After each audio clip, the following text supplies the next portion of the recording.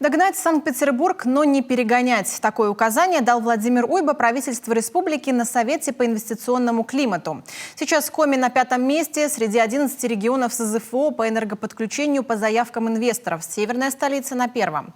Отсутствие бумажной волокиты и десятков дней ожидания. От этого зависит интерес инвесторов. О том, как власти намерены привлекать инвестиции в Коми, расскажет Наталья Юрина.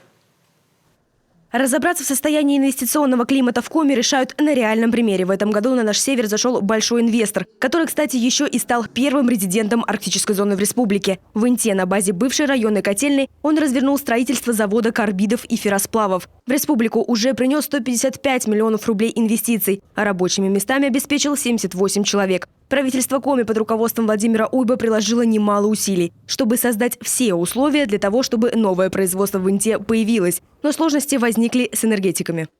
Потребляемая мощность потенциального завода около 30 мегаватт, ну мы берем 32 мегаватта, да, мы знаем, что мы имеем право подключиться к федеральным сетям. Да? А отказ звучит на уровне, что мы не можем подключить вас, потому что ниже 110 киловольт мы не имеем права давать по закону. Понимая технические характеристики подстанции, которые 220 вольт входящие, 35 исходящие, у данной подстанции просто, наверное, нет технические возможности выдать нам 110 киловольт, ниже которых мы не можем дать. И вот как эту коллизию решить, мы не представляем. Срок 2 недели. За такое короткое время по поручению главы Коми Владимира Уйба инвестору должны дать полный регламент по подключению к электросетям. Без них полноценная работа завода невозможна. Уже в начале 2022 года завод карбидов и ферросплавов начнет работать по льготным условиям. Ситуацию на контроль взял лично Владимир Уйба. Вы знаете, куда обратиться? Номер мой прямой, личный, знает вся страна с 20 ноября. Поэтому какие проблемы-то? На СМС-ку написал, я такой-то, уперся в Анну Борисовну Тюрнину или уперся в Виктора Александровича Щепакина или уперся в Павла Александровича Курлыгина. И мы будем тут же разворачивать эту ситуацию. Тогда мы как-то еще поедем. Да. Это тоже неправильно. В ручном режиме это неправильное управление. Но для начала, да, пусть лучше так, чем мы, там, условно говоря, через год узнаем, что инвестор просто ушел. Сказал, да зачем мне это надо? Гоняете меня между 35 и 110. Я 150 миллионов принес или 200. И меня еще и гоняют за мои деньги.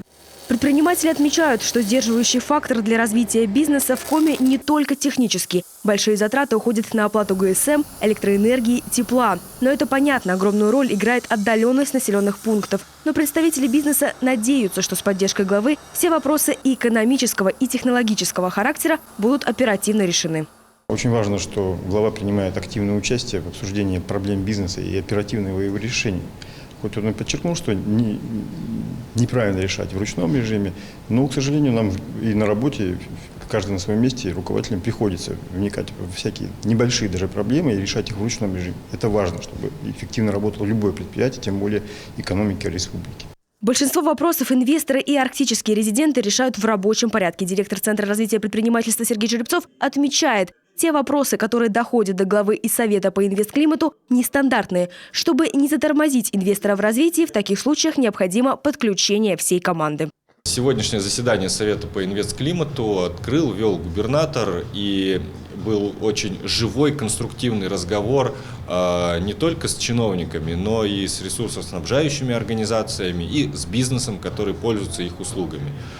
Сегодня впервые за все время существования Совета по инвестклимату губернатор лично подключился к решению конкретных проблем, конкретных предприятий.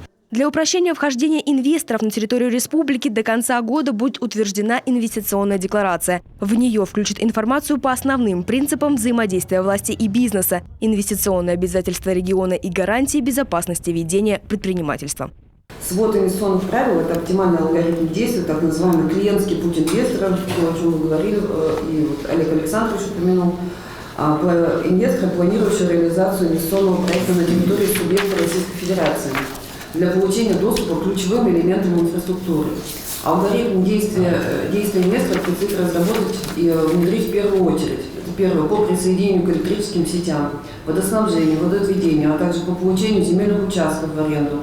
Каждое полугодие агентство стратегических инициатив будет проверять внедрение инвестиционного стандарта. Для инвесторов привлекателен тот регион, в котором максимально сокращен документооборот и количество инстанций и согласований. По такому направлению как раз и намерена идти Республика Коми. Наталья Юрьевна, Дарья Волокжанина, Олег Жуковский, телеканал Юрган.